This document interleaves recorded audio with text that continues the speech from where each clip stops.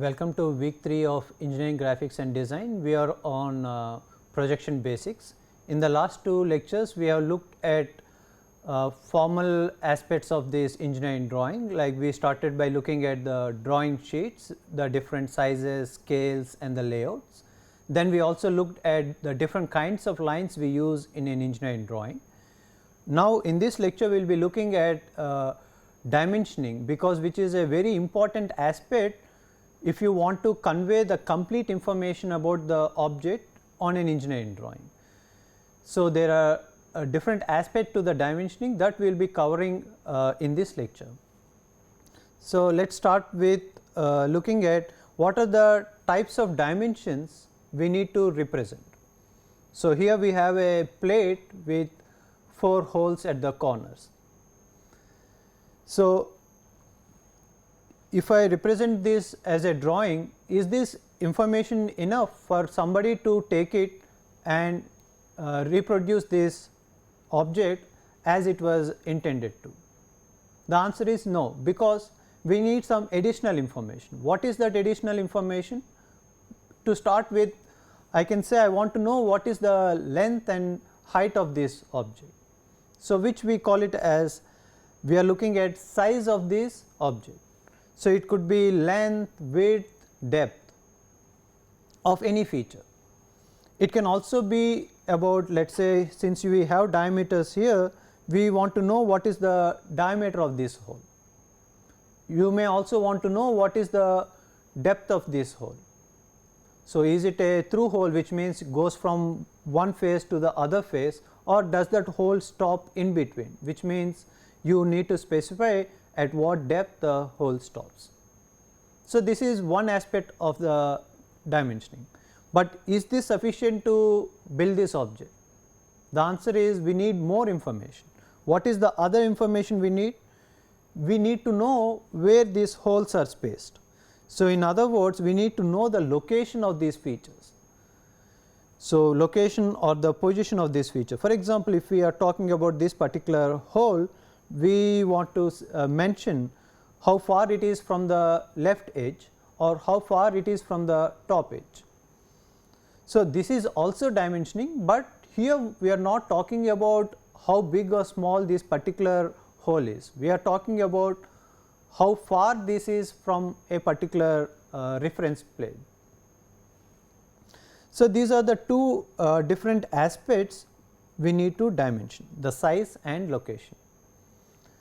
But there is even more information one can give. For example, one may also specify the tolerances. So first let us define what is tolerance. So as like humans are imperfect, the same thing with machines. So for example, even if I use the best of the machines and I say I want the length of this object to be, let us say 10 centimeters. Even with the best of the machines, you cannot you can never expect to get it exactly 10 centimeters. There is always some variation. The question is whether this variation is small or large, and again, is this variation acceptable or not. So that one needs to specify. So for example, here we are saying that tolerance is nothing but the allowable variation. In this example, we are showing this particular hole diameter. We are saying the allowable is plus or minus 0.01 units. So plus or minus 0.01 from 5. So which means 4.99 to 5.01. These are the allowable limits with which this will you are fine with it and the functionality won't hinder. So and these tolerances changes from place to place or application to application. For example, in construction, when you are talking about big buildings, maybe the height of this room or the length and width of this room, the allowable variations probably are slightly more compared to your mechanical components or some precise machines. So because the height of this room, probably I am fine with it if it is off by a few millimeters, probably that won't affect the design hugely. But that is not the case with some of these precision machines or the precision devices, where you want the tolerances to be as close as in microns, maybe 10 microns. At least in this case, if we are talking about, if the units are millimeters, the 0.01 is 10 microns.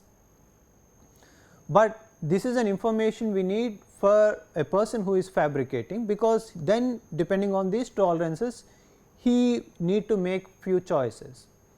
So, if you ask for very stringent tolerances, then he has to use a very high precision machine to fabricate, but then the costs are also high. But if the tolerances are a bit lenient, then probably he can use a normal workshop tool to drill that hole, and then the cost might be more reasonable. But this all depends on your application and what is the tolerances one can live with for a particular device or a machine. But this being again an introductory course, we are not going more into the tolerances. Just for the sake of completion, I just mentioned that this information can also be given. But yeah, of course, if you take any advanced course after this, depending on your specialization, then you may need to discuss more or learn more about these tolerances. So, for the rest of the lecture, we will be looking at dimensionings, essentially the size and location dimensionings, and see what are the different ways we can depict this. So, first let us look into what are the different elements we have in dimensioning. So, each of these show the dimension, some are linear, some show the radius, some show the diameter of a hole. So, let us look at one at a time. When I say dimension, it is a number which represents the size or location. So, it is you are giving a number, it is a value to the dimension. So, for example, here you say the width of the object is 50, the overall dimension is 50, and maybe the height of the object is also 50 here, and the depth is 20. All these numbers represent the dimension value. In short, we simply call it as dimension. And then the dimension line. So, this is what we are mentioning as the dimension line.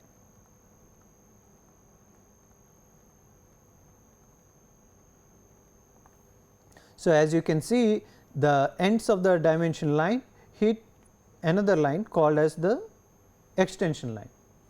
So, these are the lines which are used, you extend it from the feature, you start from the feature where you want to dimension, and then extend it to the dimension lines. And again I am repeating, you need to extend it beyond the dimension line. Okay. What else do we see? We also see that this dimension line ends with a arrow. And what are the different kinds of arrows one can use? What we see here is a solid arrow, where you can also use a open arrow, or maybe just like this. So, usually in construction they also use this oblique arrowhead. So, these are all the different kinds of arrowheads one can use, but the important point is what is the aspect ratio. So, for example, if we look at this as the length of the arrow and the height of the arrow, these are placed in the ratio of 1:3. So, 1 being the so if we say this is the height of the arrow and this is the width of the arrow. So, the ratio of height to width is usually is 1:3. Okay. And what are the other things we have here? We also have the leader lines. So, for example, when we are representing this hole, we represent it using a leader line, and then here this phi symbol represents the diameter. So, it says the diameter is 10 units. Similarly, on this curved edge we use the leader line to point that this is a circular arc of radius 10. And lastly, the visible space. So, if you look closely here, you see that there is a space you need to leave between the object and the extension lines. You cannot join them together, because once you join them, then you create unnecessary confusion that what is the object and what is the extension line. So, once you leave this space, it helps you to focus on the object, and you know clearly without ambiguity what is a extension line. Okay. So, these are the different elements of the dimensioning. We will start with symbols and see that what are the various symbols one can use. In the previous slide, I have already showed you two symbols. One is R for radius. Here I am using it to say that this is a circular arc of radius 25,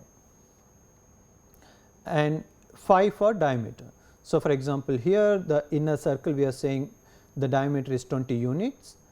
We will come back to this in a moment. So, this symbol what we have is the symbol for the depth, saying that if you are looking at this hole, we notice that it is a through hole because you are able to see the back of the object. This THRU represents it is a through hole.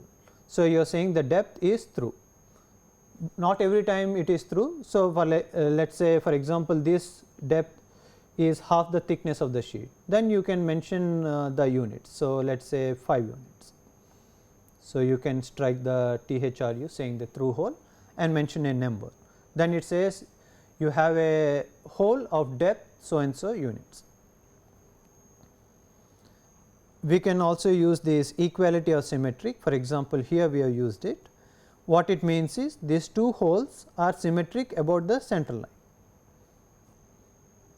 So, then you know, for example, when it is the dimension is 30, these are 50 on 15 on each side, 15 plus 15. Similarly, the pitch circle diameter.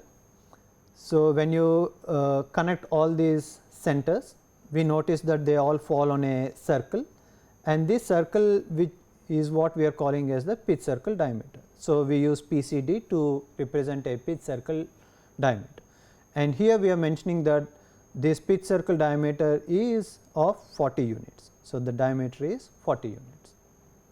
And lastly, we can also do use the cross mark for repetitions.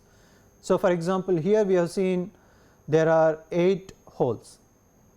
So, instead of going to each and every hole and saying that it is of so and so diameter, we can simply say 8 cross diameter of 5. So, which means each hole is of diameter 5 units, and we have 8 holes with the same dimension. Okay. Now, let us look at different methods to indicate dimensions. We essentially have two different methods. First, we will look at an aligned system. So, it has two specific rules saying that the dimensions parallel should be placed parallel to the dimension line,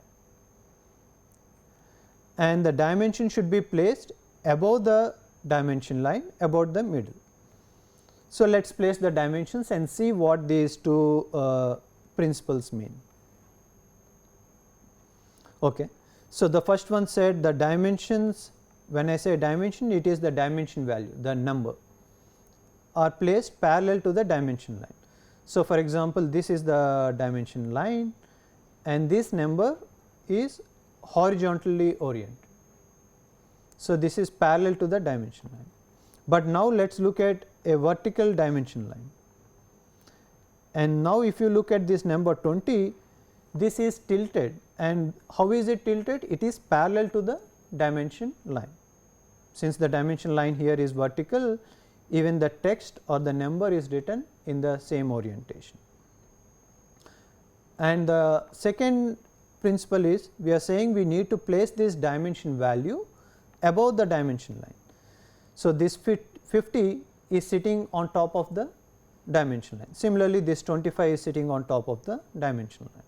For a vertical line, you need to place it on top. The top is not so obvious here, but we place it to the left in this case. Okay. But what if we have angular dimensions. So, for example, we have a angular dimension here. So, again you can see this 25 is written parallel to the dimension line and it is placed on top of the dimension line, and it says that it is always preferred to place it at the middle. So, it is not a hard and fast rule, but we are saying it is good if you can place it this number almost at the middle of this dimension line. But there are some instances if you think that it is more convenient to move it a little left or right, you are free to do so. But yeah, you should have a strong justification why you want to place it at one side of the dimension line. And for leaders, as I said, this is a leader line, but this is the reference line. So, these numbers again follow the reference line. Since the reference line here is horizontal, the text is also placed horizontal. Okay. So, this is the first method we have seen, what we call it as the aligned system. So, now we will present the other system called the unidirectional system. Here the rules are slightly different. First we say that the dimension value or the number is always horizontal,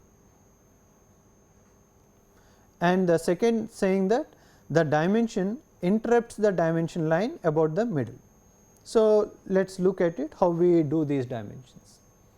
So, first starting with the linear dimensions, the first principle says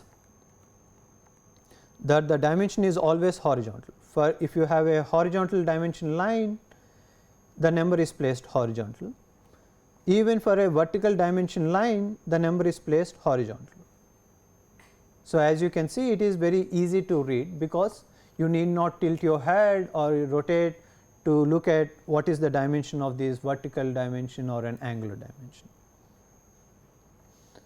And the other important aspect is that number is interrupting your dimension line. So, previously you remember we are placing it above the dimension line, but here we are placing it by interrupting the dimension line. For angular, again you see that this number is placed horizontal and it is interrupting the dimension line.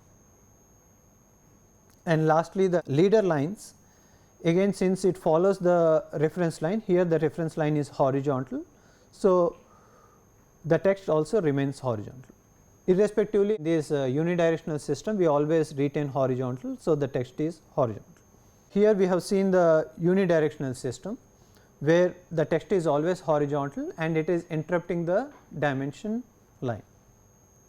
And in the previous aligned system, depending on the dimension line, your text is always parallel to the dimension line.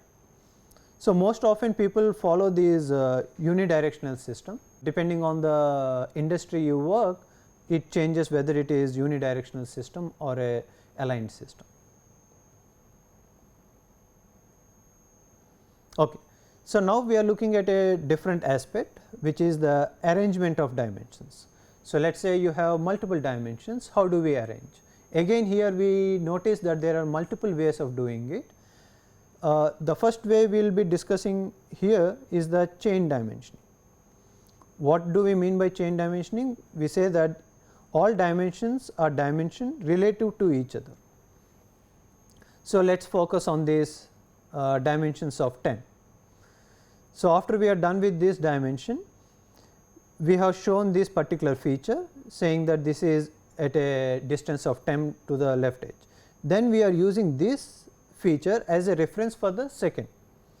So, for the second dimension of 10, we are using the reference as the previous feature and then showing the new feature, which is this vertical line. So, now we are saying that these two are placed at 10. Again we repeat. So, once you go to the third dimension, the reference we take from the previous feature and then say that this is at a dimension of 10 from the next feature. So, this is like a chain dimensioning. So, where you show one dimension and then you place the next dimension next to it and keep continuing. There is a problem with this kind of dimensioning. It accumulates the tolerances. Previously you remember I mentioned what a tolerance is. this is the allowable fluctuation. So, let us say we are fabricating this block, we go to a machine shop to fabricate this block. The first we make sure this 10, the first step is maintained at 10, and then since the machining is not accurate, it can have a fluctuation. Probably instead of 10 it has plus or minus 0.1. Let us assume that instead of 10 we got it as 10.1. So, next time we prepare this step, this error accumulates because the first step is 10.1 and the second step will also let us say is 10.1 and the third step is 10.1. So, overall length will be, instead of 30 you have it as 30.3. So, which means the error of 0.1 units is accumulating. So, maybe here it is only 3 steps, but let us say we have a object where there are this chain dimensioning is done for 10, 20 or even 100 features. Then what is happening? That small tolerance keeps accumulating and then becomes a very big error. So, though we say there is a trouble with tolerancing, we still use it because it depends on some places these tolerances may not hinder your function of the object. At that time you can still follow this chain dimensioning. So, even though there is an accumulation of the tolerance, probably that will not affect your function of the object. So, you are fine with it. So, then you can go for chain dimensioning.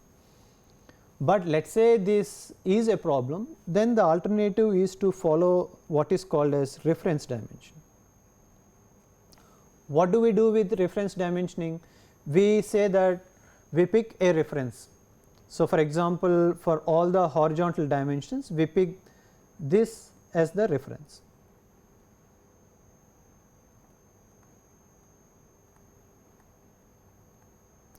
It has many other names, maybe you can name it as datum or reference line. Essentially you can see all the horizontal dimensions are made using this reference line. So, for 10 it starts from this reference line and goes to the feature, and even for this dimension of 20 it starts with this reference line and goes to the feature, and similarly for this 30 it starts with this reference datum. Similarly, again for these vertical dimensions we use this bottom edge as the reference or the datum.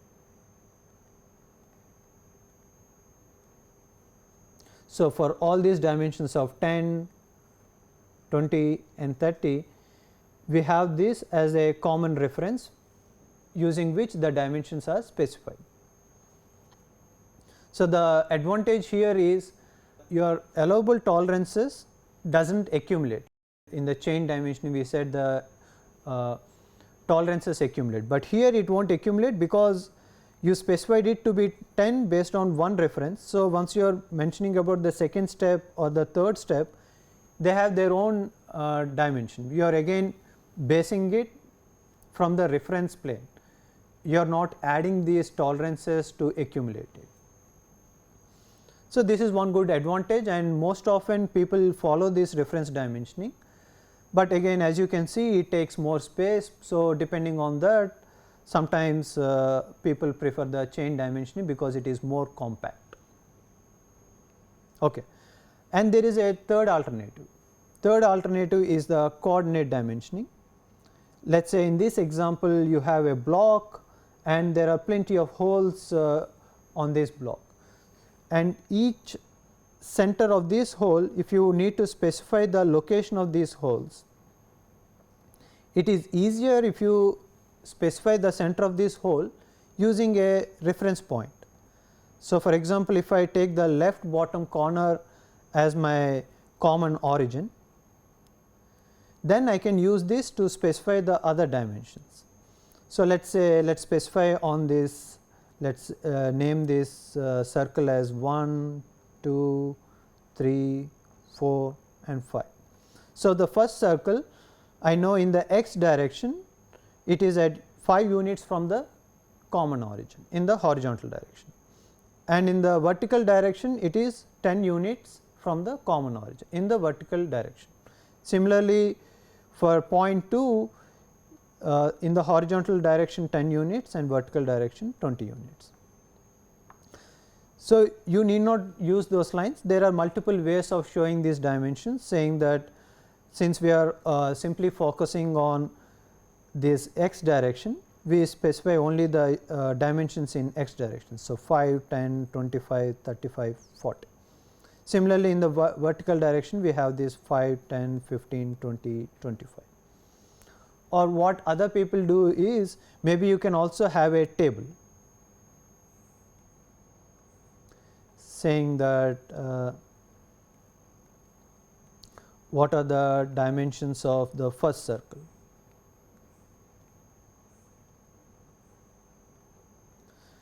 And the x coordinates and the y coordinates. So, for the first circle the x coordinates is 5 and the y coordinate is 10. Second circle the x and y are 10 and 20, and so on and so forth. You can give it for the other center circles, circle centers. So, we have followed 3 different dimensioning: the chain dimensioning, reference dimensioning and the coordinate dimensioning. Sometimes you can mix and match, which means like you can use a combination of any 2 or any 3 of these dimensioning, that is also possible. Okay. So, until now we are looking at what are the ways to arrange these dimensions, but now let us look at what are the common guidelines. So, of course, before I give you those guidelines, I should mention that there are different standards based on the industry or the kind of nature of the work you are working. So, for example, automotive industry might have its own standard where it will specify how to dimension things, and an electronic industry or a construction industry might have its own standard, international or national standards, which they follow. But what I am trying to say in this introductory course is some basic principles which apply to most of these standards. You may have to check it again, but these apply to most of the standards. So, let us get started to looking at the common guidelines. Let us start with this, saying that you may be thinking, should I dimension everything or should I avoid a few things? The answer is, you should dimension it keeping in mind that the third person who is reading this engineering drawing, let us say he can't call you, which means you need to convey all that information either through your engineering drawing or probably some other means, like maybe a report, or there are other engineering drawings where that information is already specified. Even in that case, you need to give some pointer to them, saying that okay, some missing features can be found at some other place, which means since the designer or the person who is preparing the drawing is not being present, you need to specify all that information either on the engineering drawing or some alternative means. Okay. So, usually what we do is, once we choose a unit, let us say it is a millimeter or an inch, we tend to stick to that units all throughout the drawings.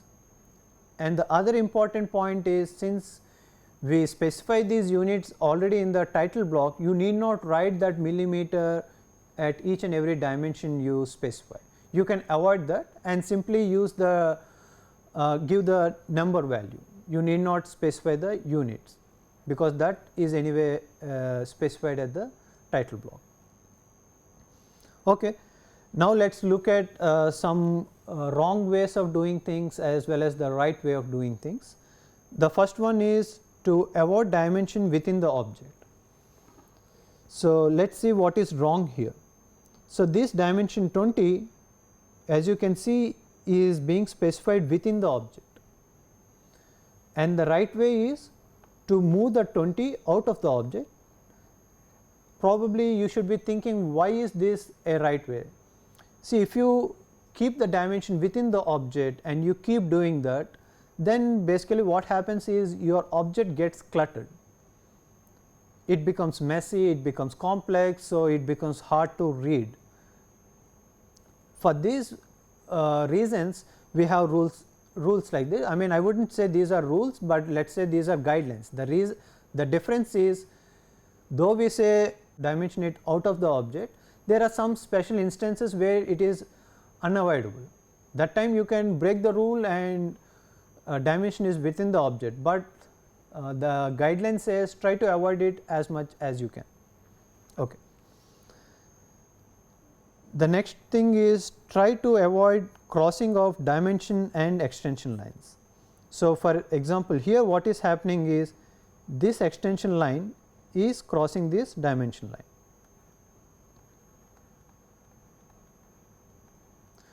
We need to avoid this crossing. How can we do this? We can do this if you can first dimension the smaller dimensions closer to the object and then dimension the larger numbers away from the object.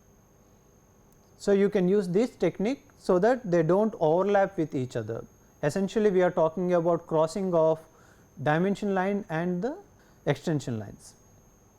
So, the technique what we are trying to say here is always try to dimension first the smaller dimensions which will be closer to the object, and if you are looking at a bigger dimension then you can put it slightly away from the object. And always make sure that there is enough space you leave between the object and the dimension. So, that the whole idea is if you look at an engineering drawing, your eye should first look at the object and then you can pay more attention and look into the other details like dimensioning. The dimensioning should not come in the way of the object is what we are trying to say. Okay. Let us look at another guideline saying that avoid redundancy.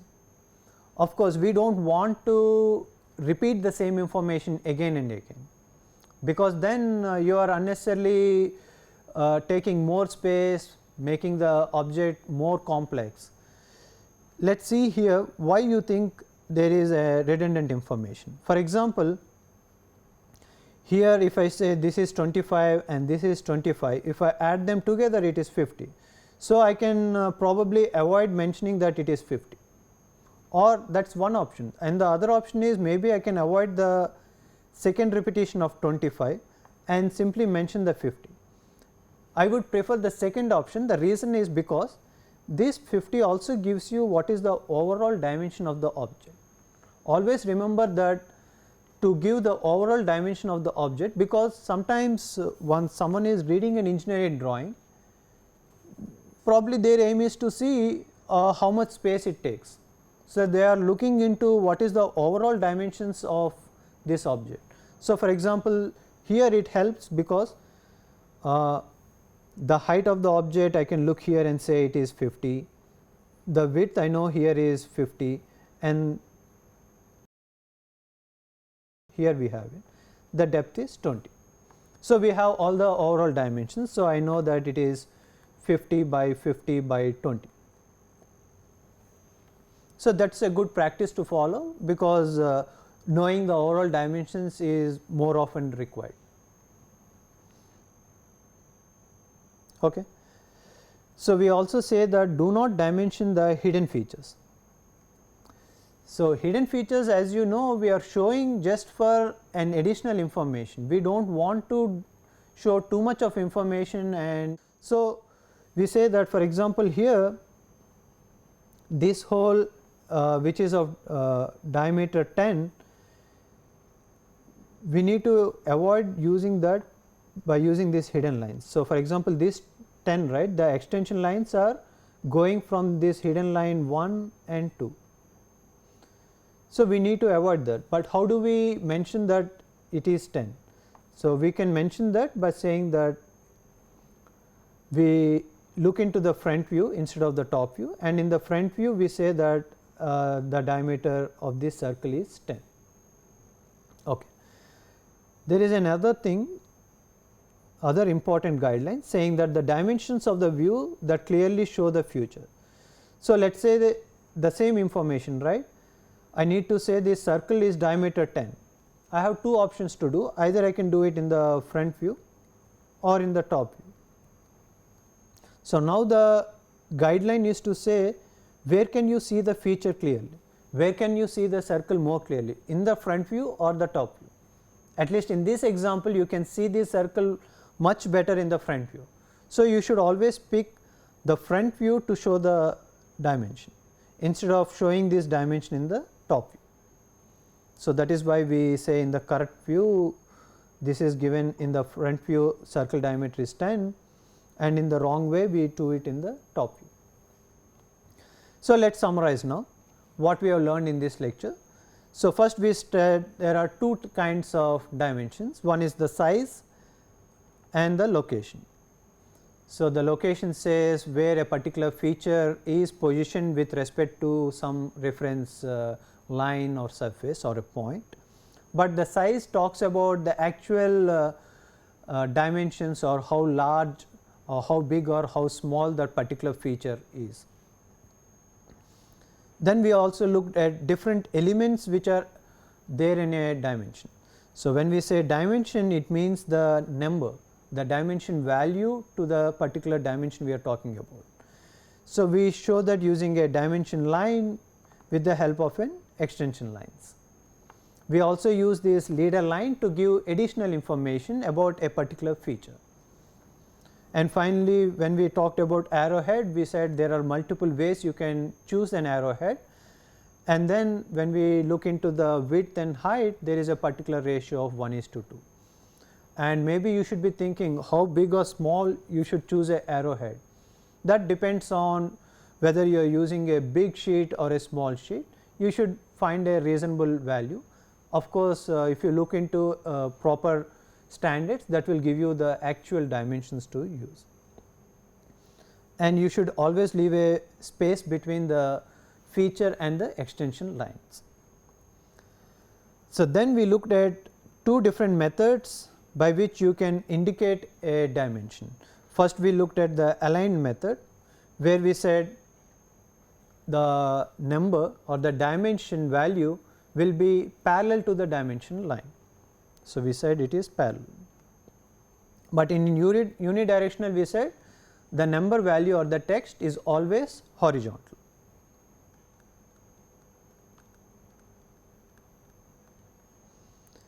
We also looked at the different arrangements. If you have multiple dimensions, you can either follow the chain rule, but we said in the chain rule the problem is it accumulates the tolerance. To get rid of it, you can use the reference, which is more commonly used, where we fix a reference line or a feature or a datum, and from there you dimension different features. And finally, we said we can also use coordinate systems, where we have a common origin and then we can specify the center of circles, for example. Of course, you can use a combination of these depending on the need of the drawing. And lastly, what we discussed are few important guidelines. I will repeat again saying that these guidelines are very common, but depending on again the kind of application or the nature of job you are at, you need to follow a specific national or international standard, which will give you exact details about how to do the dimensionings. So, with this we conclude this lecture on dimensionings. In the last 3 lectures, we looked at first starting what are the drawing sheets we can pick, later we looked at the different lines, and we looked at dimensions in this lecture. With these 3 lectures talk about the principles or the formal way of starting with an engineering drawing. What we will look in the next lectures is to get started. We will actually go into the drawing process. We will start with some very simple objects and start by looking at how we go ahead with these drawings. Thank you for your attention.